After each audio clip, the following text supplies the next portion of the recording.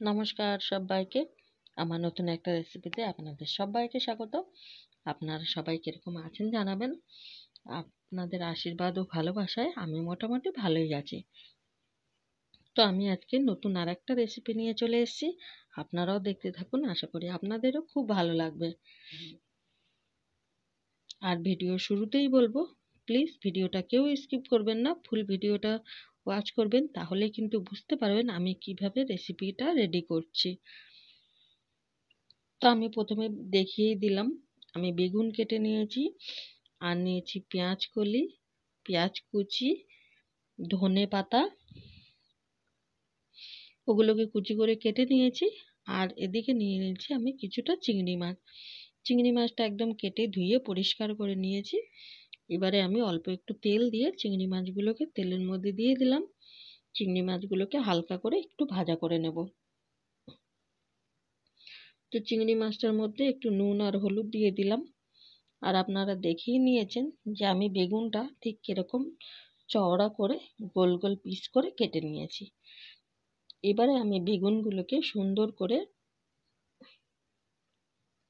আমি কিন্তু একদম খোসার সাইড দিয়ে কাটিনি, আমি একটু মোটা করে সাইডের লেয়ার রেখে দিয়েছি, দিয়ে তারপরে মধ্যিখানটা কিন্তু ঠিক এইরকম করে ছুরির সাহায্যে কেটে নিয়েছি।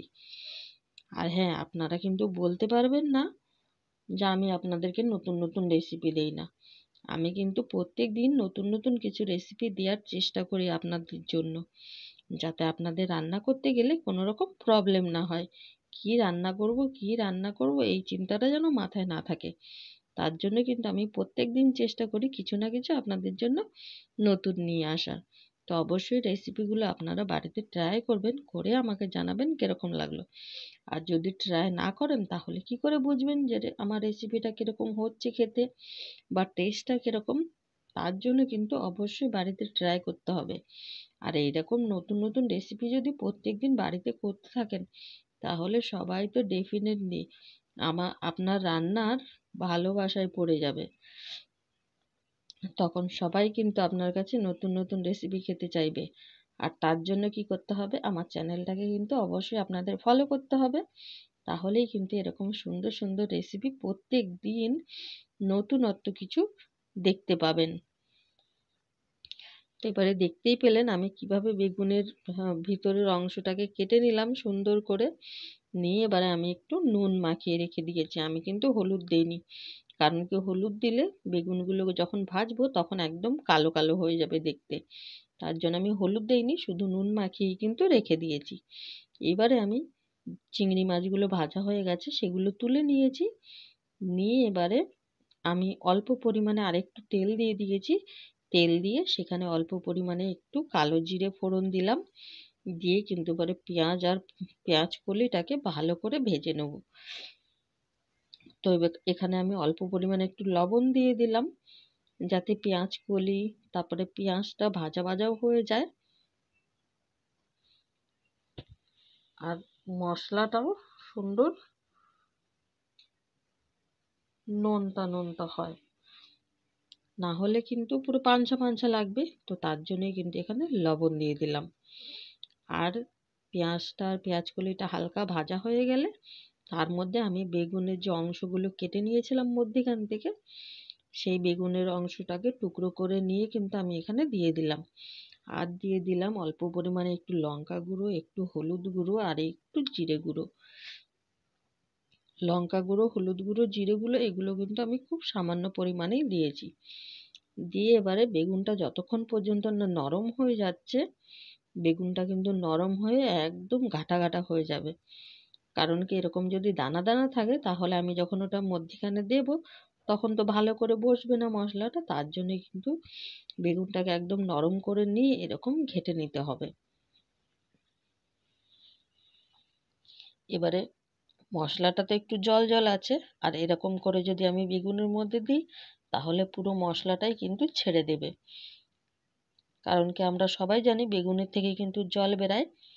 তো তার জন্য আমি এবার এখানে কি করেছি, যাতে মশলাটা সুন্দর একটু আঠা আঠা হয়ে যায়, তার জন্য এখানে আমি দিয়ে দিয়েছি শুকনো বেসন। যতক্ষণ পর্যন্ত একদম পুরো মশলাটা আঠা আঠা না হয়ে যাচ্ছে ততক্ষণ পর্যন্ত কিন্তু আমি এখানে বেসন দিয়ে নাড়াচাড়া করতে থাকবো। আর গ্যাসের ফ্লেমটাকে কিন্তু একদম লোয়ে করে দিতে হবে, না হলে কিন্তু পুরো বেসনটা ধরে যাবে। গ্যাসের ফ্লেমটা একদম লোয়ে করে দিয়ে আমি একটু একটু বেসন দেব, আর এরকম করে কিন্তু নাড়াচাড়া করে নেব। যখন দেখব যে না এটা থেকে আর জল ছাড়ছে না, পুরো শুকনো শুকনো হয়ে গেছে মশলাটা, তখন কিন্তু আমি এটাকে নামিয়ে নেব।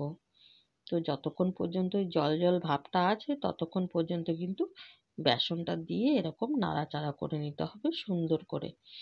আর হ্যাঁ, বরাবরের মতন বলি, যদি আমার ভিডিওগুলো ভালো লাগে অবশ্যই একটা লাইক, কমেন্ট, শেয়ার, চ্যানেলটাকে সাবস্ক্রাইব করে আমার পাশে থাকতে হবে। আর নতুন পুরনো সকল বন্ধুদের অনেক অনেক অনেক ভালোবাসা। আপনারা এত ভালোবেসে আমার পাশে আছেন, আমাকে সাপোর্ট করছেন।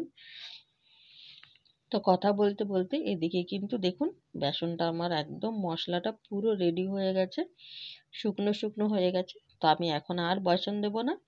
এবারে ধনে পাতা দিয়ে খুব সুন্দর করে নাড়াচাড়া করে আমি কিন্তু এটাকে নামিয়ে নেব। দেখতে পাচ্ছেন কতটা আঠা আঠা হয়ে গেছে মশলাটা, আর কড়াই থেকে কিন্তু ছাড়তেও শুরু করে দিয়েছে।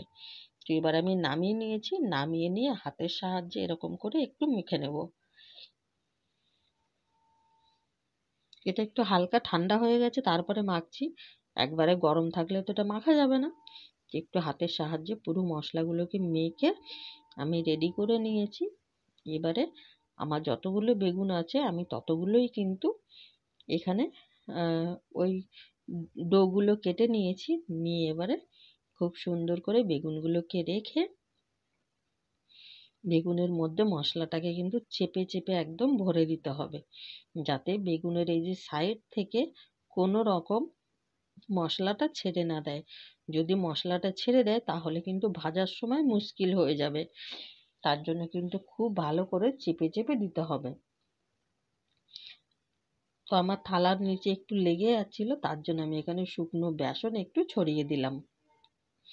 দিয়ে এবারে আমি এটাকে খুব ভালো করে বেগুনের সঙ্গে কিন্তু টিপে টিপে একটু মশলাটাকে লাগিয়ে নিতে হবে, যাতে ভাজার সময় ছেড়ে না যায়। এরকম করে হাতের সাহায্যে খুব ভালো করে বেগুনের সঙ্গে কিন্তু একদম টিপে টিপে লাগিয়ে নেব। আর ওই যে চিংড়ি মাছগুলো ভেজে নিয়েছিলাম, চিংড়ি মাছগুলোকে এরকম ওপর থেকে বসিয়ে দেবো। অসাধারণ সুন্দর একটা রেসিপি, আর একদম ইউনিক একটা রেসিপি। তো আপনারা কিন্তু অবশ্যই বাড়িতে ট্রাই করবেন। অসাধারণ সুন্দর লাগে কিন্তু এই রেসিপিটা খেতে। তো আমি সব বেগুনগুলোকে ওরকম করে রেডি করে নিয়েছি। পুরো ভিডিওটা যদি দেখাতে যাই তাহলে তো অনেক বড় হয়ে যাবে। সব কিছু আমি সুন্দর করে রেডি করে নিয়েছি। এবারে আমি নিয়ে নিয়েছি 2 চামচ মতো বেসন, আর তার সঙ্গে 2 চামচ এর সঙ্গে নিয়ে নিয়েছি আমি 2 চামচ ময়দা। এবার একটু অল্প পরিমাণে লবণ দিয়ে খুব ভালো করে ময়দা বেসন এগুলোকে একসঙ্গে মিশিয়ে নেব। এই রকম নতুন নতুন রেসিপি যদি করে দেন না ব্যাস, তাহলে তো আর কোনো কথাই থাকবে না। এবারে খুব ভালো করে আমি বেগুনটাকে একদম বেসন আর ময়দা দিয়ে একটা কোট করে নেব এরকম চেপে চেপে। কারণ কি আমরা সবাই জানি বেগুন থেকে কিন্তু জল ছাড়বে, তার জন্য এরকম খুব ভালো করে হাতের সাহায্যে এটাকে বেসন আর ময়দাটা দিয়ে এরকম চেপে চেপে নিতে হবে। তাহলে কিন্তু বেগুনের যে যে এক্সট্রা জলটা ছাড়ে সেটাও কিন্তু টেনে নেবে এই বেসন আর ময়দার সাহায্যে। তো সবগুলোই আমি সুন্দর করে এরকম রেডি করে নেব। আমি আরও একটা আপনাদেরকে দেখিয়ে দিচ্ছি। আর একদম এই রেসিপিটা কিন্তু একদম ইউনিক একটা রেসিপি। আপনারাও বাড়িতে ট্রাই করবেন, করে আমাকে জানাবেন যে রেসিপিটা কীরকম হয়েছে। তো খুব ভালো করে এরকম চেপে চেপে নিতে হবে। নিয়ে এবারে ময়দা আর বেসনটাকে কিন্তু খুব ভালো করে ঝেড়েও নিতে হবে। তো আমি সবগুলো রেডি করে নিয়েছি। এবারে কড়াইতে তেল দিয়ে দিয়েছি। আর এখানে কিন্তু একদম বেশি তেল দেয়া যাবে না, অল্প পরিমাণে তেল দিয়ে ভেজে নিতে হবে। তো দেখুন আমি একটা একটা করেই কিন্তু ভাজবো, একসঙ্গে অনেকগুলো দিলে কিন্তু মুশকিল হয়ে যাবে। কারণ কি ভেতরের যে মশলাটা আছে সেই মশলাটা কোনো কারণে যদি ছেড়ে দেয় তার জন্য কিন্তু একটা একটা করে বেগুন এই যে এরকম আস্তে আস্তে করে উল্টে দিতে হবে, যাতে ভেতরের যে মশলাটা আছে সেটা যেন ছেড়ে না দেয়। তো আমার একটা পিঠ ভাজা হয়ে গেছে, আমি দুটো পিঠই সুন্দর করে ভেজে নিয়েছি।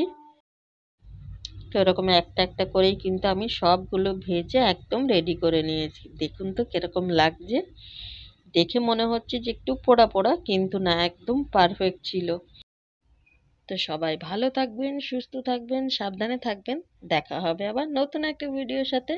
ততক্ষণের জন্য নতুন পুরনো সকল বন্ধুদের অনেক অনেক অনেক ভালোবাসা।